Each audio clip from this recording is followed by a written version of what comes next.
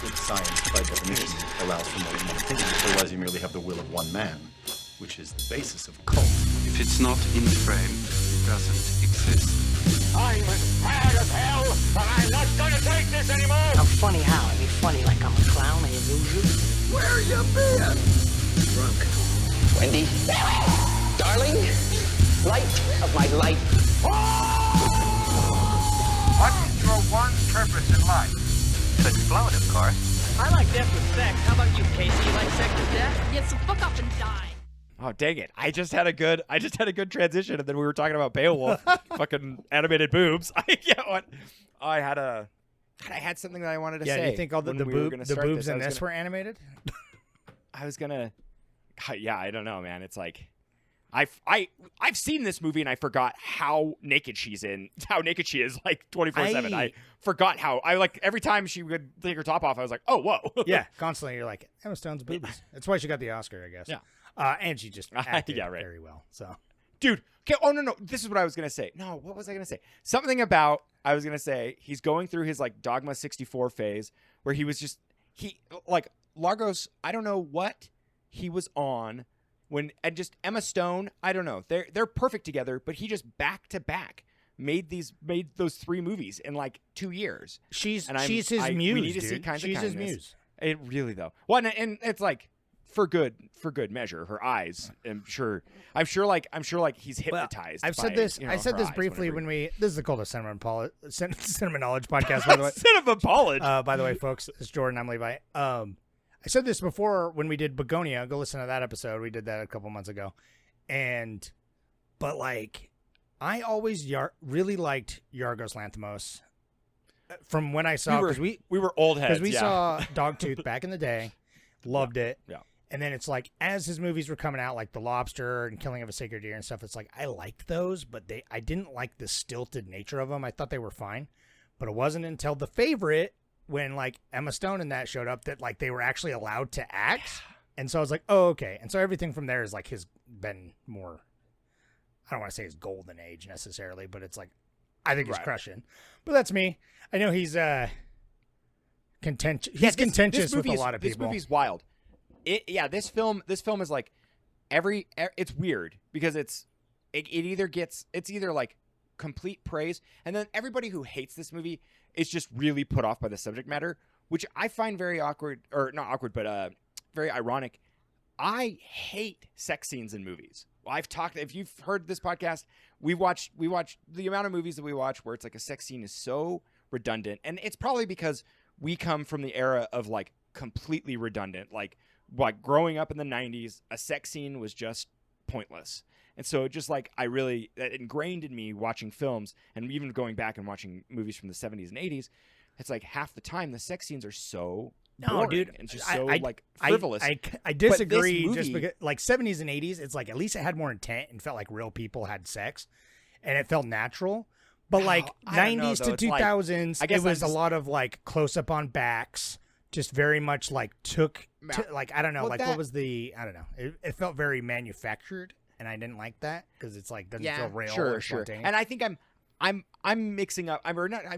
I also like it's a blender of pop sex scenes in my head of like mocking sex scenes. Also, I always think of like It's Always Sunny when they do the sex scene when they do Lethal Weapon. It's like that's how I picture a sex scene like every time, basically.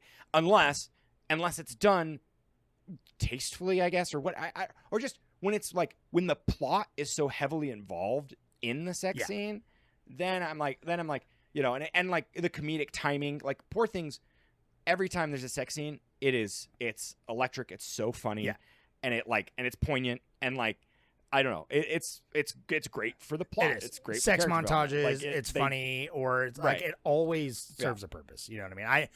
I do feel like the nudity could be considered by some to be gratuitous, but it's like it doesn't feel like it's added in there necessarily just to have, Emma Stone just her bush out the whole time, or whatever. But that's the thing. I know every once in a while, I think there are some scenes where it's like it will like reveal her nudity, and it seems a little voyeuristic, It and is. it does seem like a little male gazy. Oh, sure. But this movie's And, all like, about that, I that's- think. And that's like fine. Right. And I think, yeah. And I just like, but I think it's hard because I don't know. The first time I saw this, I didn't know how to feel about it. And so on this viewing, my opinion's like almost flip flop. Oh, okay. So, but I won't get into that. I want first. to. You give us. I'll give us you a little, a very quick synopsis. synopsis. I'm not gonna. I never get into the fucking weeds on it, or I try not to. And then yeah. Yeah. So Poor Things, right, follows fucking Bella, who Bella Baxter. is quickly she's a science experiment by a fucking crazy Frankenstein-esque Willem Dafoe, who's amazing. She is a woman, like a socialite woman, killed herself, was pregnant, and he took the pregnant baby's brain and put it in the adult mother's body, and then like raised her, and so it's like a child, Which is it's so up our alley. It's That's nuts. so like exactly. That's if you've ever listened to our podcast, this is what we. It's that's what I come and for. so, It's like, you know, it's this child like growing the world in a woman's body as she goes. So she goes along and she's this experiment and she's young, and then like he brings on an assistant, Max, who like kind of falls in love with her, and then but she's like, as she grows, she's like, I need to experience the world. And this is he a lawyer? the Mark greatest. Ruffalo. Yeah. I think he's like a notary. Yeah, he's like a notary or whatever. Lawyer, some kind of- notarizer. Yeah. So sure, he hears about her and he's like, the greatest, one of the greatest performances of he's so anybody good. in the world, dude. Yeah. he comes along and he's like a womanizer, and so he like sweeps her away, and they go on this journey and they bang a bunch, and then she starts to outgrow him as she's developing, and he's not used to like the imbalance. He's used to like, oh, I'm like so charming and all that, and like I manipulate women, and then she outgrows him, and she eventually meets more people, expands her worldview. She finds out that the world is a cruel place, but she still has like sometimes her naivety, but then also she like grows and like wants to be better. She eventually leaves him in the dust when they get stranded in Paris. She gives away all his money, and she becomes a prostitute because she's like, oh, well, okay, that makes sense. Like, you know, I'm going to sell sex for money. Like, why not? Like, she doesn't look at it. She doesn't have like the, you know, she didn't grow up in the polite society or whatever. The society, yeah, right. And the prudish so nature. she becomes a prostitute for a while, and that's a whole thing. And she meets a friend there and everything. And then when she finds out that God, her, Willem Dafoe, her creator, is and that's a whole thing. Godwin Baxter. She finds out that he's dying, and so she goes back home, and she's grown a lot, and she learns about like who she is and what she is exactly. And she's a little resentful, but she's growing and learning, and she's also has a scientific mind in a way. And she's going to marry Max because she said she was going to marry him anyway. And she's like, you know what? Like, you can appreciate me for who I am. Let's get married. But then the guy shows up that was the actual husband of the woman who killed herself, who she was before, Victoria. Yeah. And he's like a cruel general, and he takes her back, and she's like, yeah, let's see what this is all about, because she's all about just like experiencing things. And she gets there, and she's basically a prisoner, and she's like, oh, I see why I killed myself, living in this situation. And she gets the better of him and puts a goat's brain in his body. Yeah. And God dies, and she takes over his area, and she is just like a fucking boss ass by the end, just taking over his studies and transplanting brains and whatever. And so it's nice. It's a happy ending. And it's cute because her and Max, like, they become, they're like kind of this power couple that both like to do surgery, and so they stay there. And her friend, her like sex worker friend, gets to stay there now. And they're probably in some weird throuple. Who knows? Like they definitely have like, it's like one of the first times that she has like it kind of intimacy with somebody that's not just like pure sex. Yeah, that it's just like for that. like learning too. She's like, that's fun, that's nice, all through earlier on too. Right, exactly. Yeah, it's like she's gaining the experience, and then she actually gets time to like, fully flush out. She's in her 30s at that point. That's because it's like I love this movie how the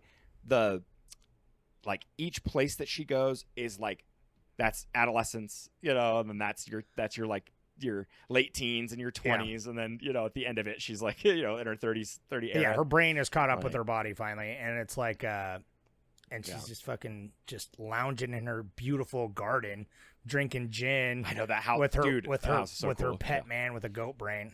It's good. It's pretty good. So Yeah. right. What? Right. So yeah, what's your Yeah, what's so your what impressions? I was yeah, saying what's your before is impressions? That you saw it in theaters? The first time I or saw it for the Oscars, I saw it in theaters, and I think I was just like, it's so good, like visually, clearly. It's one of those things. This month we're doing like bombastic, like kind of- highly what is it? Stylized, maximalist. I put highly Maximalism. stylized. Just Yeah, highly stylized, and that's perfect, because that's like that's like the main thing I took away from this is like visually stunning, really experimental in the filming, like it's almost like a music video half the time, but the soundtrack, like the score is crazy. Is a broken music it's box crazy. that is just that's being like, it's like some guy in an insane asylum is like trying to eat a music box. Like, it's awesome. It is not. But it's like it works so well with like the movements of everybody and like the pacing of it and everything. So it's like I was overwhelmed. I was a little underwhelmed with the story. I loved like the premise. It's a simple premise, but I think I also was like a little put off by the gratuitous sex. Like it was weird. I think for me when I first saw it, I was like, okay, this is kind of like, it kind of became like a bit for a little while, you know? It And was. I kind of like, that's It was all a I bit. could think of is like, oh, this is really redundant. But then now watching it, I knew it was coming. And so I was like, oh, there's a lot less. Like, or, you know, Same. I'm comfortable with Yeah. it. And so on this viewing, this is definitely a really strong suggest a second viewing with this movie. I know most people, everyone on our Reddit and like all the videos I watched, people are like, I'll never watch this movie again. Fucking, it's too weird for me, or you know, I didn't like it, or all the things. But I'm like, no, this really does. The fact that you know what you're going to get yourself into, watching it again, like really helped me to appreciate this film for her character development and stuff. It's like, I still feel like there's some like things that they kind of, when she's on the ship and she meets those other two, like, you know, like socialists and then the other dude who's like a cynic, and, you know, but they're free thinkers, and like they also don't conform to like polite society. They're not conformists, and like, so she kind of, that's when she's like, that's pretty much her late teens, her early 20s, when she's like getting radicalized. Like, she's meeting people who like are actually like kind of think like her, and like, you know, they're not just Duncan or whatever his name is. I can't think I think of it is Duncan. Mark Ruffalo's character, Duncan something, or so she says, dude, they say their names, they say everybody's name in this like 50 times, and I don't know why I can't remember, but it's like, so, you know, it's such a stark contrast to him, you know, when she meets these guys, and that's like, so, and I like those, that's like, even when I first time I saw it, I really liked their characters and the development she builds with them, you know, and her like learning, and that's when she gets to like kind of experience, you know, life, and it's really good. And this movie actually kind of not suffers per se, but like when she goes with the like, and it kind of seemed a little weird for the climax. Like, it normally the second half is like the slower part, you know, and that's always kind of the hardest part to get through. But for me, I really loved, like, because it was an adventure. She went on a grand adventure. She's learning all this stuff. She gets to Paris and stuff. But when she gets back, and then it's like the wedding, I kind of like forgot how it worked. Like, I remember the goat and the end scene when they're in the lobby or in the courtyard and stuff, and I remember that. But I kind of forgot. It's like, when she goes back to the guy, it felt like kind of like it slowed the pacing, the I pacing agree. a little bit. That was there. my And, you know, one thing. I think, first time I saw it, that was like my one thing. It works, that but it's just like it threw the pacing off. Like, I feel like maybe we didn't need it. Yeah, it's not World War Z. It didn't sandbag No. the movie, but it just was. It was like, I kind of was like, I forgot that there was like 15 minutes, you know, after the wedding, like, kind of thing, you know. Yeah. I thought it was like a minute or two, you know. I don't know. In my brain, you condense it down, and so like I forgot, you know, that. But anyways, yeah. It's so second viewing, I like it even more now, and so I'm curious, what did you think? Is this your second Yeah, time? it was my or second. I saw it. third, Oh, or of what? course, I saw it in theaters. I was excited to see it. Maybe no, it's my second, because we saw it in theaters, and Mary and we loved it. I was blown away. Yeah.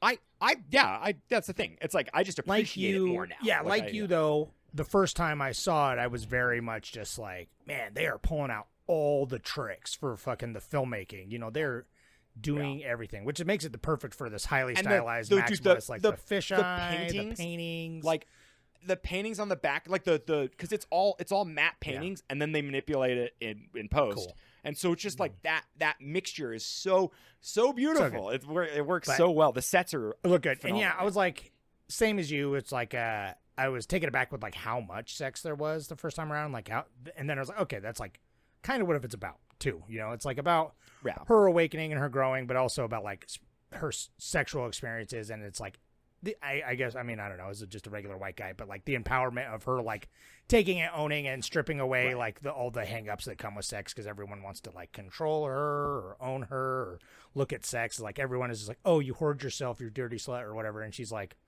it's the world's oldest profession. What do you want? You know what I mean? Or whatever. But I know, really. Yeah, it really you know, if she wants to be a prostitute, go let her, whatever, you know?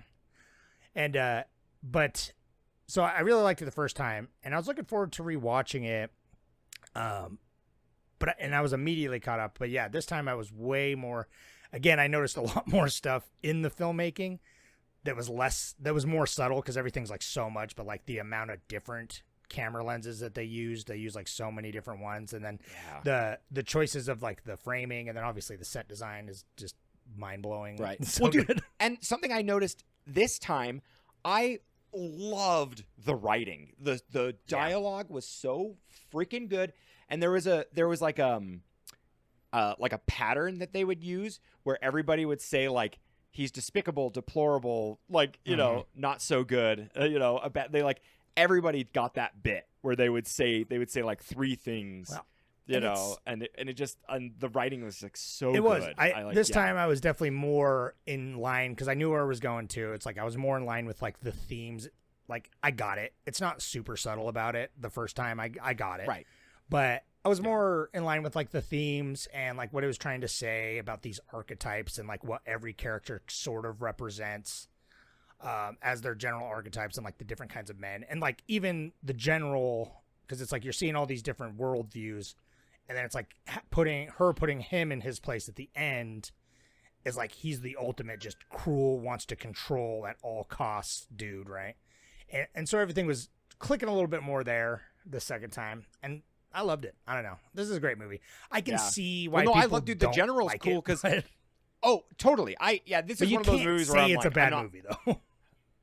That's the thing. I can understand like not wanting to watch it again because it is like it's a barrage. It is like right. It's in your face. It's all of Yorgos. I was unapologetic. talking to a kid I went to Right. in one of my classes with. He's getting into film and he hates Yorgos Lanthimos. And I'm like, just you wait, because I feel like now it's like I really really like Yorgos Lanthimos, his output, especially these days. It's like I don't know, he takes it to the extreme, and it's like, why not? You know what I mean? I don't know. And the fact that, and we talked about it a little bit in Begonia, but it's like something like this that is so crazy and so over the top, and then something like Begonia where it's like the story might be over the top, but it's a very subdued, isolated thriller that's like doesn't have all the crazy. Oh my god! Begonia's so fun. It doesn't It's have such a good movie. the crazy cinematography of his last several films. You know what I mean? It's like a very kind of straightforward. No, it's very conventional. Yeah.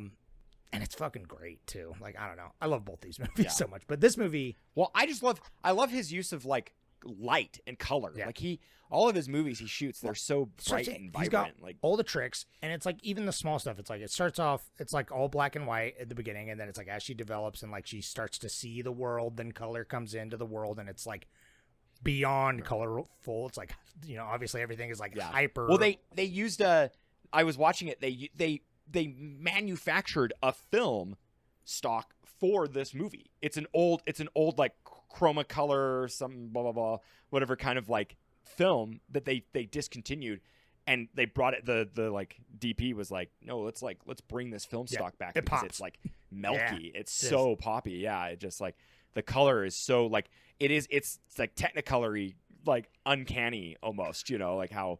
But everything even pops. It speaks to like not even just all the extreme stuff, but it speaks to Lanthimos's like directing. It's like I said, I was noticing more subtle things where it's like just a normal shot, and it's like as Bella starts being the control of the relationship, all the shots are like her center frame, just a normal shot too, like nothing crazy, no crazy fisheye or anything. And Mark Ruffalo's character is talking to her, and a normal shot would just be the two of them, a two shot. But no, he's like half cut off at the edge of the frame. Yeah. In like many of the scenes when she's just center frame and like she's slowly pushing him out, he's slowly losing his relevance as an importance to her and as us as the audience. Like he's slowly working his way out. It's so good. It's very good. Yeah. filmmaking. I mean, if you think of this movie as like a microcosm of a coming of age story, like this isn't the like when I was a kid with my dog Skip, and then like I grew up, and now I'm in high school, and now I met Polly Jane, and now we're in love. Like it's that whole like where it takes a whole lifetime over a movie. This does that. It's not conventional, and I think that's what like freaks people out about it. Like I think that like watching this on this time, I was like, oh, this is a very straightforward coming of age. I think that it like touches on the taboo where it's an infant in a woman's body, and then it is funny how the two main love like interests, Max and Duncan or whatever, they both are like really infatuated with her, like when she's more infantile, you know, and then the reason Max is like the protagonist or whatever, the good guy, is because he's like, well, no, I like you, you know, he's like, I was infatuated with you, and it's because they were close proximity. He was studying her essentially, you know, like he was he was researching, and he with her, realizes and they built that rapport. his like wrongs kind of, and is like, you know, I can learn, I accept you, and that's like my own hangups or whatever.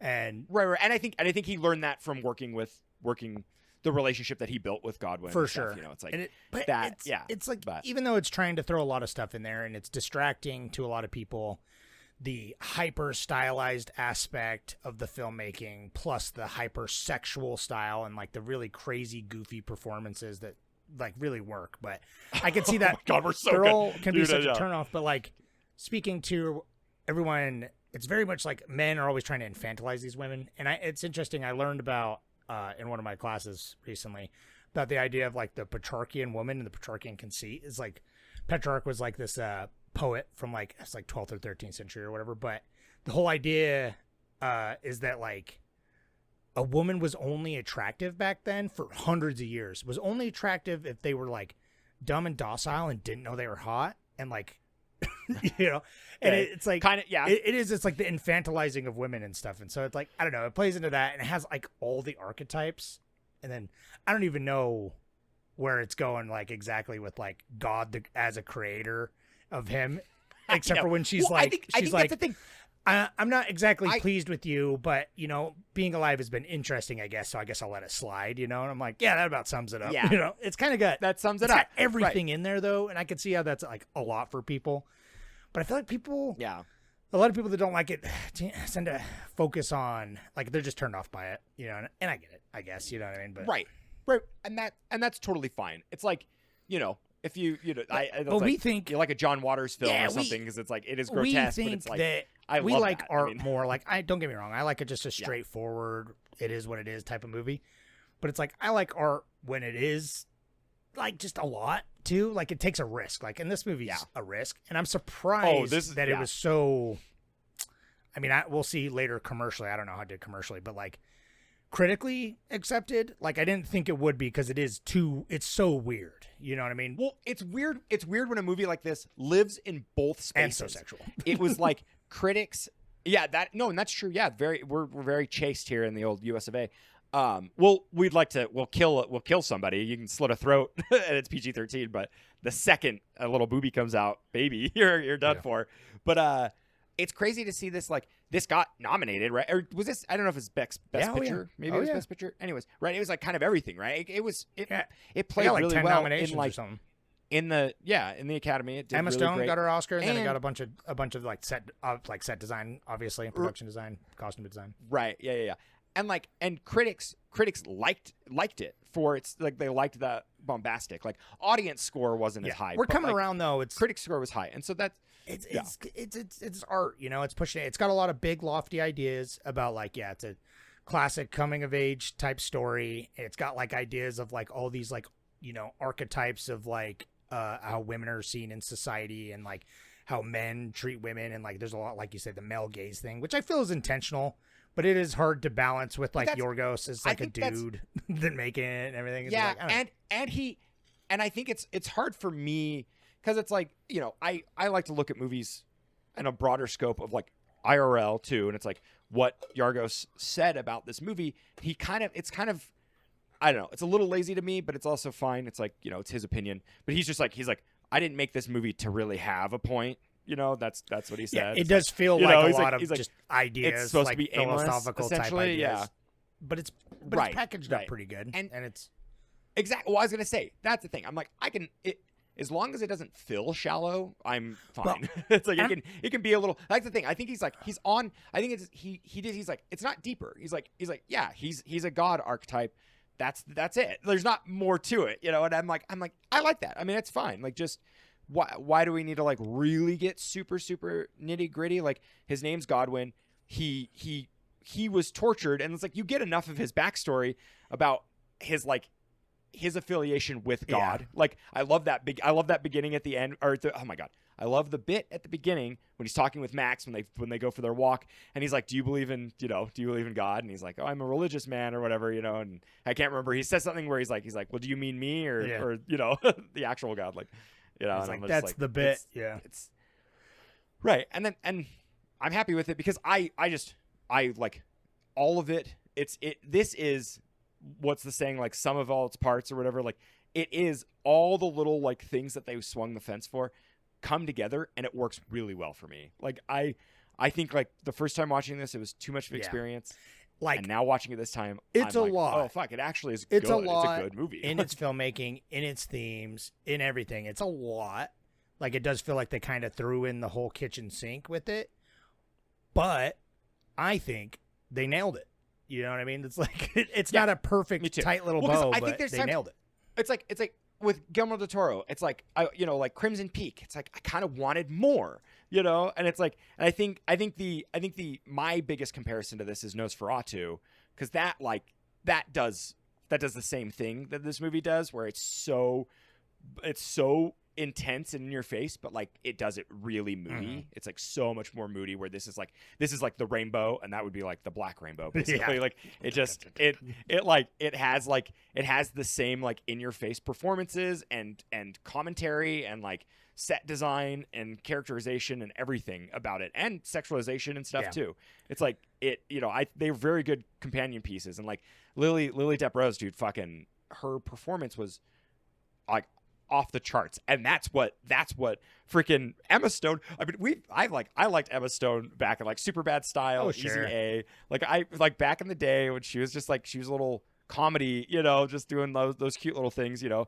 But then it's like the fact that she did like The Favorite, which I've said on the pod when we did that. It's like we've talked about it before. I don't know if we've watched it, but I don't think we watched it ever for the podcast. I put it on a poll a couple times, but it's never won.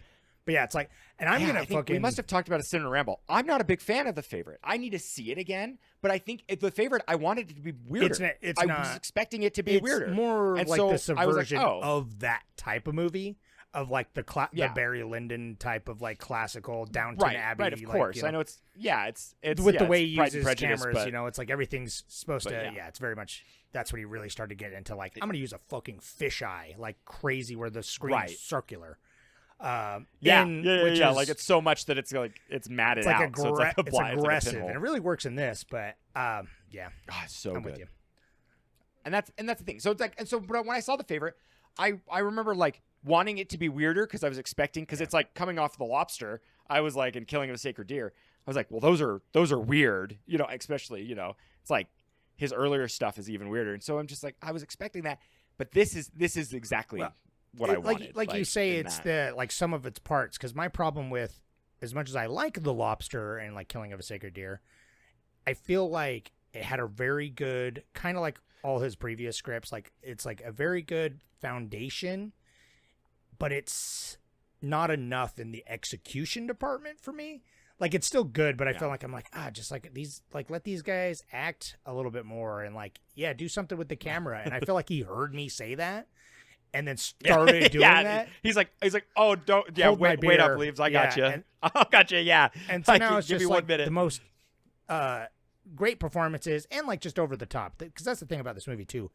It's hilarious. This movie, I laughed out loud so many times during this movie. It's fucking hilarious, and they're having so much fun. Like fucking Mark Ruffalo, just having the time of his life, dude. I have to say, like Mark Ruffalo, his so performance was beyond, and he literally like his quote was, "I'm 55 years old. I've never done this before. I've never played a character that's like this." And he's like, "Fuck it. I'm just gonna he's do just it. the I'm gonna Hulk go into now," it. and so he's just like, and full send. And that's what I love about this movie, because it's like, even when a movie's bad, like speaking of Guillermo del Toro, like I feel like a lot of his movies I really, really love, but they never quite stick the landing for me. Not even just the ending, but like I feel like it never doesn't quite come together as there's always something else I want, and I feel like he can do it. He just kind of like does it. You know, any movie, and we've talked about this before, you're always going to get points for swinging for the fences.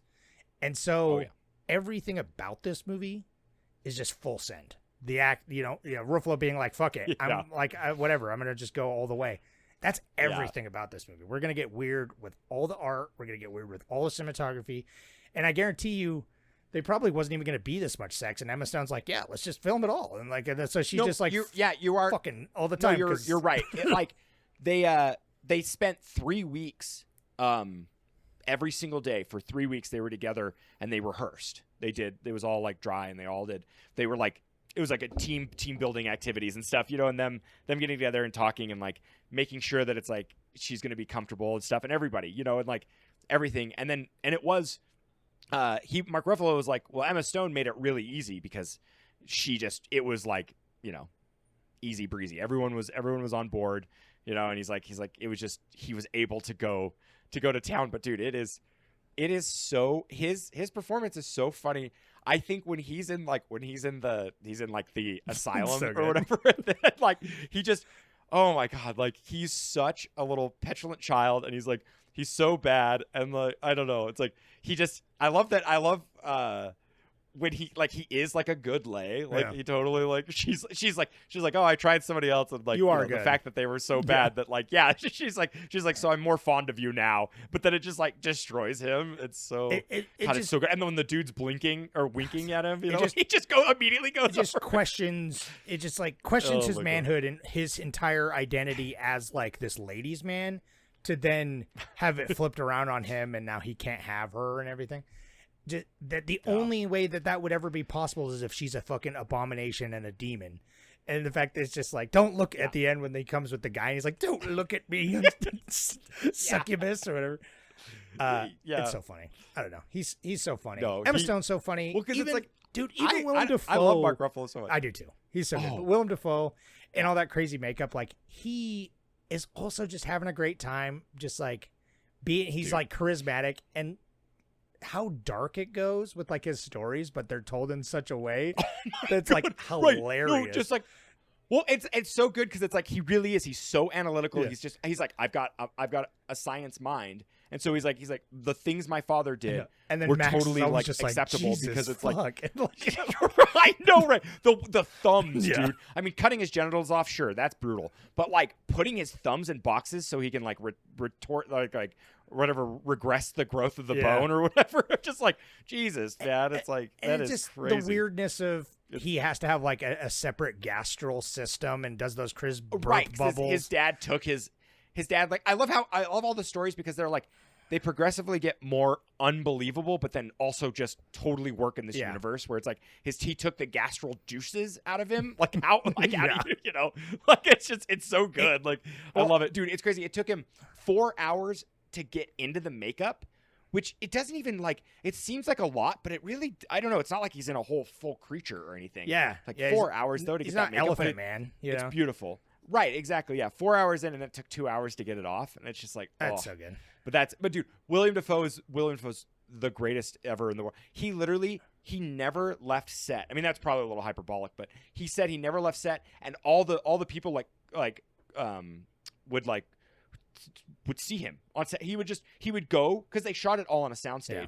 and so he would just go to another room if they weren't shooting that day, and he would just sleep on the couch and then come out and just walk around and hang out. And people were just like, "Yeah, Willem Dafoe was there every single day. He was always walking around set, even if he wasn't shooting." Willem Dafoe is probably my favorite actor. It's like everything. Dude, yeah, he's top 3 at least. He's top 5. Top 3. Yeah. I don't know. He's so good. Even when he comes out and he's like, "Oh," and she's like, "God, you're walking," and he's like, "Oh yeah." He's like, "I got, heroin for the pain, amphetamine for the energy, and cocaine because I'm partial to cocaine." Because I'm partial to cocaine. Yeah, just Willem Dafoe, dude. And it just seems, God, it's like I got the. It's Willem Dafoe, sir. Willem, whatever. I know. Yeah. I know you know. He's so good, man. I love him. Yeah, everyone. Oh God, I had another thing. Oh, I wanted to mention one thing. My favorite part of Dogtooth is there's a similar scene in this that makes me so giddy, and I feel like only Yorgos does it. And I guess it's because you need hyper-specific situations. But in Dogtooth, it's like these isolated kids. Like he's very much interested in like developing psychology and how much like he really does. He's very interested in like how the people around you shape your world as you grow. Yeah, it's nature versus nurture. Your like parents he loves that are your god, and you can like I could tell my kids whatever I want to a point, especially if I isolate them. I could tell them anything, and they would believe it forever. And that's what it is in Dogtooth, totally and that's what Dogtooth, it is to a point in this until she goes out in the world. Yeah. But in Dogtooth, there's a scene where it's like they have to dance, and they've never danced before, like in their life, and so it's just such a weird, unhinged, interpretive dance. So the dance when she starts dancing in this, and in the scene on the boat or whatever, it's on the boat, right? Or is it before? It might have been. Yeah, I think they're on the boat, or maybe it's before that. It might be in the hotel, but either way. Oh yeah, you're right. That music is just like such a weird, unhinged. It's not real. Like it's not real music. They have like I know. Like he's like a fucking instruments. Like I don't even know. They're Who's. They're like fucking from Whoville. Dude, they're playing like a Dr. Seuss machine. The Wong Wangler and the Ding Dungler or whatever. yeah. And dude, totally. It sounds crazy, but she just like is taken by it and then does that crazy dance. And then Mark Ruffalo's like trying to be like, "Oh, now's my moment," and he can't. Yeah. She's like taking control and doing these crazy dances. That's my favorite scene in the whole movie. I love that scene so much. I can just watch it. That's shot so well. And I love how the universe, no one questions her. Like, it's amazing. Like, the things that she does and says are, like, so out of pocket, so unhinged, but everyone in the universe, like, works. And it is cool, I guess, because it's, like, they built this where it's not conventional. It's not like Nosferatu where they're trying to make it hyper realistic. It's like this is a futurism. This is that like weird when they wrote the time machine and like he's like this is what the future would be like from in 1852. Well, it's got all the crazy tram cars. Like everything is within the world, and I think that's what's so good is because they're 100% committed to it the entire time. That it's never question. It's like your suspension of disbelief as an audience member as well as the people within the world. It's like they question her like, "Whoa, you're weird," but they're like, "She's got a mental illness or something." Like, and that's it. And then they just move on because that's not the story they're trying to tell. They're not trying to tell. Like, it is smart that they brought back for her development the general or whatever. Because first time I was like, I don't know if we really need that. And even this time, as it happened, I was like, oh yeah, that's happening. I forgot about that. And right. But I'm like, no, they did need that to finish her development to show like the finality and like her learning her final lesson of the cruelty of the world. To meet a man who isn't about sex, he's about cruelty. Like he's about like his control isn't sex. I mean, it's controlling a woman, and but it's he like wants to cut off her genitals, more. but it's to a further extent. Exactly. And yeah. I'm just glad she immediately dispatches him because there's a million times she could have immediately died from so many things in this movie. But it's like, again, that's I know, right? That's not the story they're trying to tell necessarily. You know what I mean? And I appreciate it because they are committed. Well, on this watch, a music related note as well. That dancing scene, beautiful, amazing, but a really intimate scene that I loved is when the woman is playing that like mandolin or whatever on the porch. I forgot about and that. She stops and it's just something where it's like she doesn't even know how to explain like what is happening. Like, and we've all had that experience where like you hear music and you're like, holy fuck, this is exactly what I've always wanted to listen to. And you don't know I the didn't words, know it, and it stops you in and your you're tracks. just so fucking Yeah. moved by the emotion of it. It like it gives me chills, dude. Like, That I scene- loved that. I That was love also that one of my scene, favorite dude. scenes. And it's great because it's like in the middle of this chaos where she's like in a complete like it's like she keeps going to new lands, but like she's kind of being whatever that's good, escorted through. Sure. You know, someone's taking her and curating like the experience for her. But this is like the one time really where she is out on her own completely, like totally just like seeing the world. She like hears arguments and is eating the pastries and gets sick and like is experiencing a lot of life, you know, in this one moment. And so it's like, yeah, to just be stopped in your tracks by that music. I was like, oh, that's beautiful. I love that scene. So good. It's And great. And I love her, dude. Watching Emma Stone eat those pastries too. Oh my God. It was, dude, like, I just love it. I was like, you should only have one. And she just fucking wolfs them down. It's so good. it is. Now, I really respect how much, like I said, everyone committed. But yeah, Emma Stone really deserved, she deserved that Oscar win for sure, man. Because it's like, she really does get 100%. lost in it. And it's like, sure, you could say she's overacting, but that's everything about this is, again, pedal to the metal, dude. No, this movie's all gas, no brakes. And so you want that. I don't know. Like, she just gets weird with it, completely unabashful, completely humbled. Well, dude, I was thinking of, do you remember Possession? Yes, of course. Dude, that, not the new one. Oh, wait, no, that's Obsession. No, Sorry. oh, yeah. I keep That's getting it mixed Obsession, up. yeah. No, and there's like There's a remake there coming is a out. Possession. There is some. There's a remake of that one But coming anyways, like the like, what is it, like 82 or something? Yeah. Or 86 or something. Samuel, right?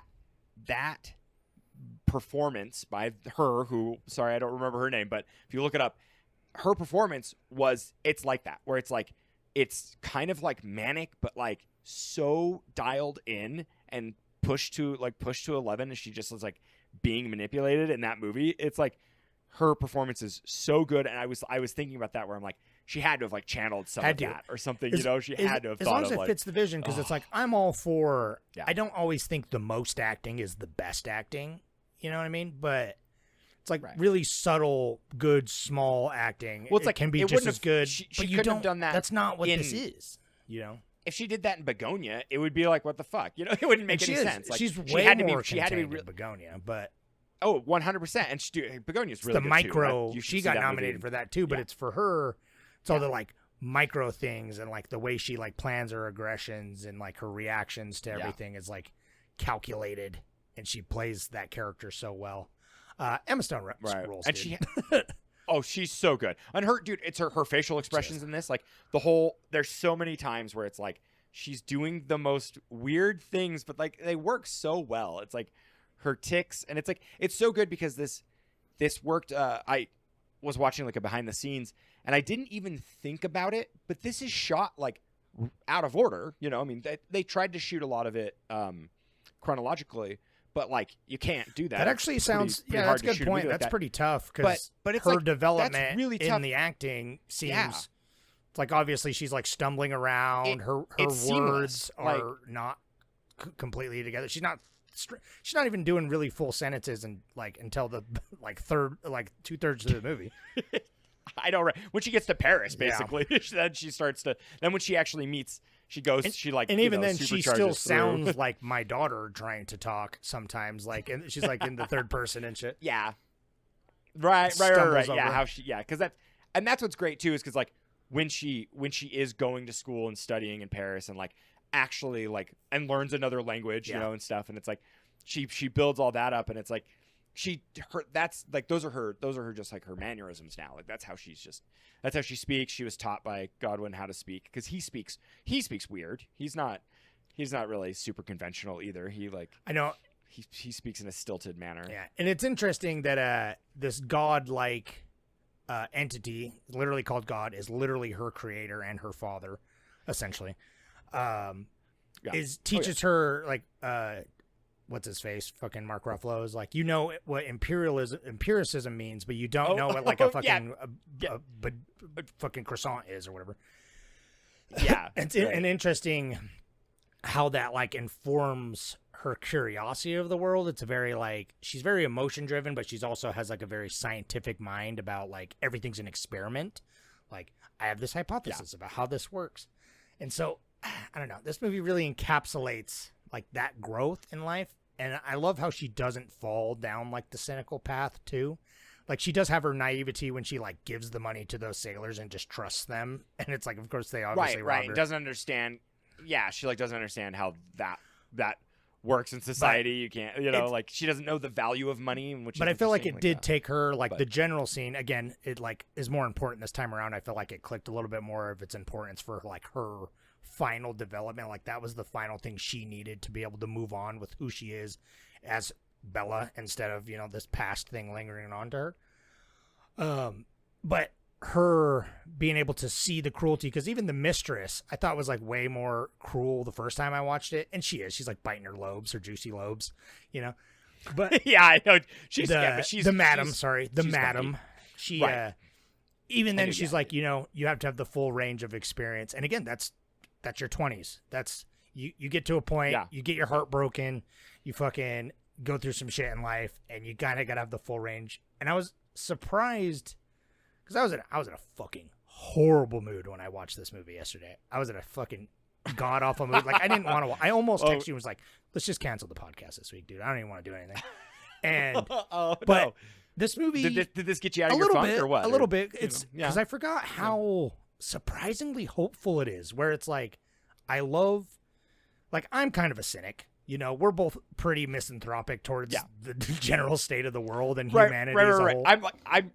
I'm definitely like Harry, I think, when he's like, look, they're putting babies in a fucking pit. Like the babies are dead. It's like, he's like, world's fucked. And you're kind of like, seeing her, it feels good to like see her be like kind of rise above that. And you got to take the good with the bad.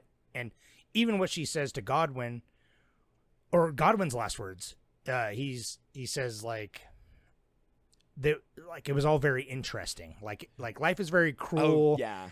But it's like there is beauty. There's a lot of cruelty and selfishness and like probably more of that. But humans have the capacity to rise the occasion, and there is beauty in the world, And so it's like ending with them. The one real bad guy gets his comeuppance. Duncan's gone insane or whatever, Yeah, right. She's just like, I don't know, like you get excited for her chapter in her life, and it's like her optimism for having seen the lows now to experience it and then therefore appreciate the good more and want to make a change and affect what you can affect. I mean, she's probably just going to do more twisted illegal experiments on people. You know what I mean? Like she's definitely right. I mentioned this before. I wanted to do a whole month of it back when we watched like Young Frankenstein. I get rock hard for Mad Scientist, and so the Mad Scientist. Well, I was thinking, I'm like, this is probably my favorite Frankenstein adaptation, essentially. It's got everything. This movie just kind of piles in a lot. Like again, it's a mess in that way, but it's surprisingly cohesive, and it's never fucking boring, not for a second. That's the thing, right? No, honestly, like even with like the hill turn when she goes with the, and it's I love this movie. It's so like. It works so well in its abruptness. Yeah. Like where a scene will just kind of like, and it's great. I love that. Like it's not predictable at all. Yeah. Oh yeah. I mean, yeah. Well, the editing, you just remind me when you say like the abruptness, like the way it flows to help the pacing, but like the smash cuts are often hilarious or shocking. Because again, this movie it's not like a lot of his other movies are punctuated by like these scenes of violence, and it has that a bit with the general, and it's like obviously there's like the dead babies and stuff, but it's more about the sexuality and the discovery more so than a lot of his other movies, right? But even those are done, it's like I don't know, he walks this tightrope. I'm just so excited to see. I'll be there every day opening day. I feel like these last two movies, the fact that he can do something so extreme like this, because he very easily, and I would have been happy, he very easily could have stuck to this and just been like Wes Anderson, where he just does this thing. Right. It's great. I was thinking that, yeah. And he sticks to this style. But then he goes and does something like Begonia, which I'm like, I like just as much. Maybe, I don't know, I need to watch Begonia again. I've only seen it once, but so I can't say which one I like more necessarily, but I both think they're both like 5 out of 5. I think they're both great movies. Yeah. They just go hard, and they just commit. Same with Begonia with the ending. Like everyone they're so polarized, but good art should be polarizing. Right. It should be, and it shouldn't be predictable. Yeah. That's what, like, Begonia wasn't predictable. Like, I mean, kind of a little bit more so than Poor Things, because, like, Poor Things, I like. Well, it's chaotic. This is like way more. It was chaotic. just chaotic. Yeah, exactly. Because it was such a. It's somebody going from an infant to their around 30s, the world like, on this adventurous romp. Yeah, exactly. Yeah, so it is a little more like out there, where Begonia is kind of like.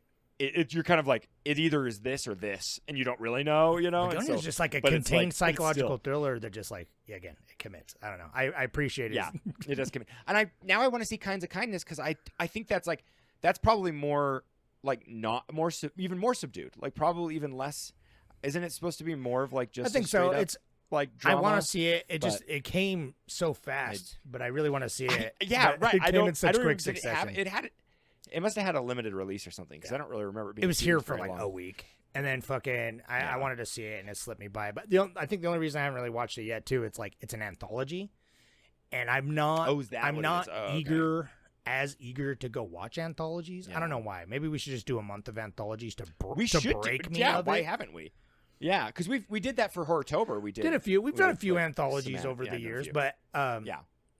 And Hang On Sufi, if you're listening, shout out. They mentioned they watched French Dispatch, which again, I was gonna, I gotta go comment on their post on the subreddit about French Dispatch, and I'm like, that's my least favorite Wes Anderson movie, but it's like, I still think it's great, but I think it's only because it's an anthology. So I don't know. I don't know what it is. I feel like I like the same reason why I suck at. I love short stories, but I have a hard time with short story collections. Like I want a whole chunk. Like I don't know. I guess it's like as a writer, I want like the whole thing. But yeah, and if you get, that's the thing. It's like I watch like Love, Death, and Robots, and it's like if I'll get right when I'm getting into it, it's done. It ends. Well, it's and got that's like good 30 though, seconds left, and I'm like, how many fine. things But, would have been better as just a short though? How many movies have we watched where we're I know. this was great, dude, but it should have been an hour? Thing. You know, I've said that. Yeah. I've said that a million times. I'm so upset that we built this weird, because back in the day, back in early cinema, there wasn't it was either the movie was 3.5 hours long and it was on 17 reels, 45 minutes, or it was 12. It was 12 minutes. Or 12. Yeah, it was whatever.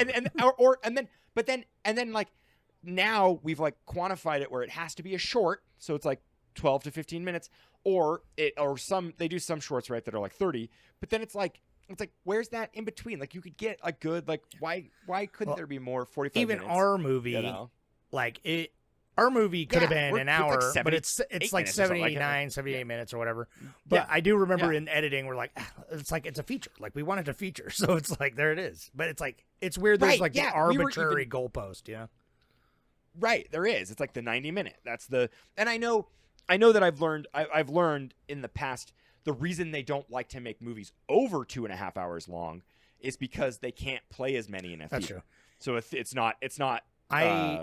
Like I love long movies, but I'm like bringing back intermissions, dude, because I have a child's bladder. That's the thing. I know, same. Like this movie could have used an intermission for sure. It could have, like, but it didn't feel you know, like 2.5 hours. You know, it breezed by. I can totally. This is one of those movies because I heard this. I watched some like YouTube reviews and stuff, and they like that was their biggest complaint is like they're like, oh, it kind of dragged, like this movie was long. And I'm like, I didn't feel this movie at all, but it's probably because they just think the subject matter is a little assaulting, and the soundtrack is not. It's not for a healthy mind. It's the soundtrack. I was listening to the soundtrack after this movie when I watched it last night, and I was just like, I just was listening to it at night, and I was like, God, it's so good, but it's like it's definitely not. Well, it's not. It's challenging. Yeah, and it's that's what focused I like, on like the broad strokes. Because, it's like she spends quite a lot of time being a prostitute in Paris. And it's like, sure, you could have cut out several of the scenes of her banging some of those guys. And, like, you wouldn't have lost much. No, dude. But some of those, they were so good because it was such a large variety of just different human beings. Like, she was introduced. It's like, it's all those people you meet where you, like, met a guy on a bus and talked to him for a couple minutes. And, like, it's great. It was such a weird experience. But, like, I remembered it. And, like, that's what she was getting there. And, like, the one, and I love this too, in the casting call, it's like they put like, we need unique faces because everybody had a fucking weird ass face, and I loved them, dude. I loved all the characters, and the crab guy? the The crab guy, So baby. good. So the crab guy's he's good, he's funny. It's a good bit. When he grabs her hair and he's nibbling on her hair, it scared me. I forgot that happened, and so I'm like watching it, and it happens, and I'm just like, God, it's so creepy, but so beautiful. It's so funny. It's the range of emotions that I felt watching this again. It's fantastic, and it's like, I don't know, it has a lot more like, intimacy, no pun intended, but a funny bit that I think's hilarious. Mark Ruffalo was so nervous about his performance, he was so self-conscious that he would make quips about Oscar Isaac doing another movie on set in the same sounds, like in the in the same lot, and like even in the same sound studio next door. He was making jokes that he's like, Oscar Isaac should do it. And I'm like, I think Oscar Isaac could fucking kill it. He could have done it. He could have done a great job. Like Mark Ruffalo, I don't Mark want Ruffalo's Isaac, underrated. Yeah, he killed it. I don't want anyone else but him, but Oscar Isaac could have done it also. And I think that's what's great is like Mark Ruffalo's like, he could do it better than me. Well, they did a bit where Willem Dafoe brought him over, and he was in his set. He was in his dress, like he was clothed in his stuff, and they were pretending like they were gonna cut him out. And like it's such a good bit, and so like funny. It's so brutal, but like it's so funny. And just fuck, dude, that's such a Oscar Isaac's when just you're like, you're good pals. You're Like, yeah, I know exactly. Yeah, like, I could see him doing for it sure. It would be like it'd be fun to see him because like I can't think of Oscar Isaac doing kind of like a. It'd be nice. I want the mixture, silliness because he's always kind of it's intense, refreshing. But he's so 'cause good, but this movie deals with a lot of heavy right. stuff, but it doesn't take itself too seriously either, which makes it fun to watch. It's like I know they're having fun. Yeah. It's funny. There are heavy moments, but it's always balanced really well with a lot of the levity. yeah. Anyway, But yeah, I'll tell you the money. give me the money. What we got for the monies here. It was 35 million to That's shoot, it? which is great. Yeah, well the only 100%, well 99.9% of this movie was shot in a soundstage. So it's like super Well, yeah, easy. Paris for doesn't locations look and like stuff. that. Nothing. Nowhere no, on clearly- Earth looks clearly. like that, which is what I love. But your favorite scene, or the ballroom scene, is practical. okay, great. They shot that in like a actual place, which I can't remember now. I can't find it. I was reading about it and now I can't find the place. But anyways, they shot that in real life. But anyways, 35 million, pretty damn cheap. I would have honestly. guessed. I would have guessed like 60, 75, honestly, just because the amount of effects, right. the amount of different film equipment they had to use, the cast, and like the set dressing and the costume design. Like she wears like what 13 different. We've said this a outfits. million They're times. so fucking 30 cool. million is like can be the cap. If you Is- can make this movie for like Yeah. under 40, you can make anything. You can make anything under 40 with a little elbow grease. We've said this a million times.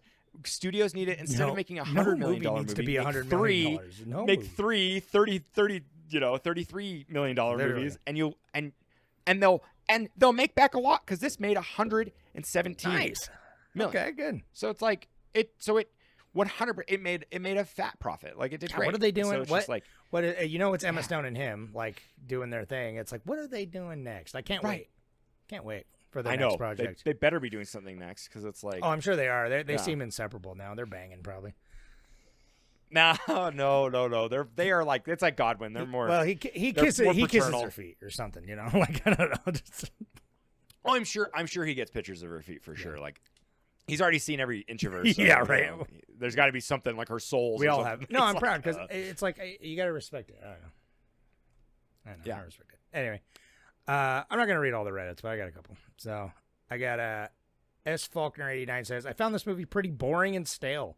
Didn't even know what all the fuss was about. I liked the lobster and even more so Killing of a Sacred Deer and the old Yorgies. I'm calling him Yorgie from now on. But this one feels dumbed down and diluted. There's no edge or bite to it. I couldn't disagree more. I couldn't disagree more. I just don't understand what do you mean? There's no edge or bite. Like The Favorite, I can understand if you said it there's doesn't no edge or have bite. like the But, like- the like violent intensity that a lot of his movies have. Like a lot of his movies, like True. culminate in extreme violence, and and Begonia. Like a lot of movies have this like tension, True, more of like yeah. a thriller vibe. This is not that, but it's you definitely can't call this edgy. But again, I think a lot of the distaste of this movie comes down to personal taste. So it's like I respect Yeah. that opinion very much, but I had the exact opposite effect on Right. me. Well, it's and I'm like I like all of his movies. I mean, and I like the favorite. Favorite's just my Panic Room. It's Sure. like, So I love how that's always the joke. It's his Panic Room, which Panic Room is not yeah. even his worst movie anymore. what I know, right? It is funny to be like, oh, if it's not Panic Room anymore, because Panic Room's actually Panic pretty Room's good. great. Like, But yeah, it's not like yeah. anyway. This is Panic Oh Room. no, I accidentally clicked on this thing, and then I got Ierica with EIRE says rewatched it and still find it not great. 2 hours about sex being the only thing that mattered to women development. It felt like some men sat me and lectured that I really should have that topic center to my existence, yet missing really important things. Fertility is never addressed. No contraceptives, no pregnancy scare for anyone. The climax was rushed, and the end was, I was pretty bored. Maybe I'm too gay or European, but sex never felt like something fundamental to my identity. It was like driving, something useful, fun, that takes you to places that are bad at the beginning and then leers as you go, but never takes all your time, heart, and mind. They tried to add some depth with 3 scenes, but it was too little too late. The only good thing that went from it was that I read the book. They cut like 90% of the themes to focus on sex. I could see that. Oh, really? I want to read. I've heard the 'cause book is good. I heard it was like a pretty, like, not, I mean, faithful per se, but like a pretty good adaptation of the book. No, So I can curious, respect that okay. opinion. I mean, I don't know. I mean, everyone's got a different, you know what I mean? Everyone's got. Right. And I totally agree with you. Like, the sex is gratuitous. I It mean, is. does- It is like, very much. I A large part of it It's is like- about that, like sexual Right. development, but it's about how she, owns it, right? Like I think, Right. is what it becomes about Yeah. anyway. It's like it starts off and I can with like see everyone, if you've but read the book, I can see that. sure. being, I do want to. I kind do of want to check jarring. out the book. So, yeah. Even if you guys don't like it, Yeah. thank you for commenting. I do like the comments. Yeah. No. Yeah. We love the comments. Yeah. And then hang on, Sophie Like to just hear talked your about opinions. other movies, so go read their comment. Oh yeah, I know. Right. Yeah. But yeah, it's thanks for commenting, guys. It yeah, I wish I Right, would have this- got my I wife can- on I it can because see it's like it's- as two dudes, we're like, oh yeah, this is like empowering for women, and I feel like it is, but.